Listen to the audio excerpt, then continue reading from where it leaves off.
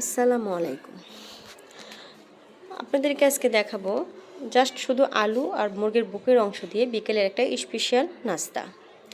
তো আমি এখানে কিছু আলু ছিলে নিয়েছিলাম, কিছু মুরগির মাংস আমি আন্দাজ করে নিয়েছি, সাথে হলো আমি কিছুটা আদা রসুন বাটা, কিছুটা ধনিয়ার ফাঁকি দিয়ে আমি এটা সেদ্ধ করে নেব।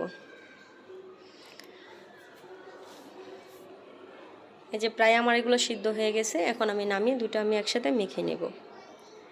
মেখে নেওয়ার পর আমি মশলাগুলো আপনাদের দেখাই দিচ্ছি। এখানে হলো ধনেপাতা কুচি, রসুন কুচি, লবণ, গোলমরিচ, কিছু মশলা হলো আমি বেটে নিয়েছিলাম সেগুলো।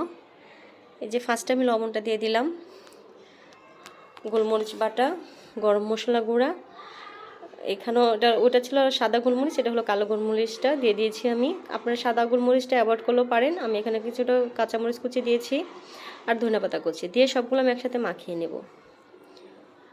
সবগুলো একসাথে মাখানোর পর আমার দেখানো হয়নি, আমি আগে থেকে বানিয়ে ফেলেছিলাম। লাস্টে আমি হলো যখন মনে হলো আমি আপনাদের লাস্টেটা দেখালাম। অবশ্য প্লেটের মধ্যে কিছুটা তেল দিয়ে নেবেন যাতে না বাজে।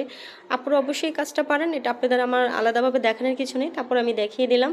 খুব হেলদি এবং পুষ্টি একটা খাবার, বাচ্চাদের তৈরি করে দিবেন, খুবই স্বাদের একটা খাবার। আপনারা চাইলে এটা ফ্রিজিং করতে পারেন অনেকদিন ফ্রিজিং করে। আমি যে 2টা ডিম ভেঙে নিলাম, ভেঙে নেওয়ার পর ডিমের মধ্যে আমি হালকা লবণ দিয়ে ফেটে নেব, এটা মিক্সটা করে নেব। তারপরে আমি হলো ডিমের মধ্যে চোবাবো আর বিস্কিটের গুঁড়াটাতে চোবাবো।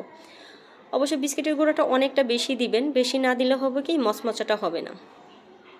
আপনারা চাইলে নর্মাল ফ্রিজেও করে রাখতে পারেন, এটা ডিপ করেও রাখতে পারেন। ডিপে আপনারা 6 মাস করে খেতে পারেন। এই যে আমি এখানে সবগুলো এখন ডিপে করে নিব আর কিছুটা আমি ভেজে নেব। ভাজার সময় আপনারা তেলটা হালকা যখন গরম আসবে তখন আপনারা এটা ছাড়বেন, হালকা তাপে এটা ভাজবেন, বেশি যাতে তাপ না হয়। এই যে আমি প্রায় 10-12টার মতো ফ্রিজিং করে রেখেছি। এই যে আমার ভাজা হয়ে গেছে।